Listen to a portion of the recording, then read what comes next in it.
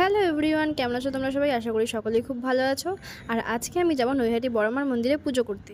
তাই সকাল সকাল স্নান করে সাজুগুজু করে রেডি হয়ে নিয়েছি। আর জানো তো, প্রায় অনেক দিন ধরেই শুধু বলেই যাচ্ছি যে পুজো দিতে যাব, কিন্তু যাওয়া আর হয়ে উঠছিল না। কোনো না কোনো প্রবলেম হয়েই যাচ্ছে, কিছু না কিছু বাধা পড়েই যাচ্ছিল।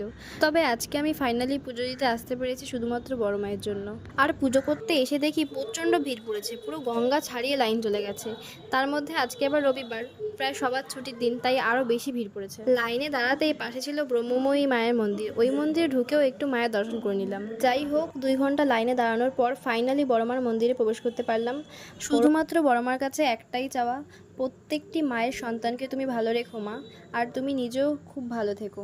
যাই হোক, পুজো কমপ্লিট করে এবার যাবো বাড়ির দিকে। তো আজকে মিনি ব্লগটা এতটুকুই। ভালো লাগলে অবশ্যই লাইক, কমেন্ট অ্যান্ড শেয়ার করে দিও। দেখা হচ্ছে নেক্সট মিনি ব্লগে। তো আজকের মতো tata guys, love you all, bye bye, tata.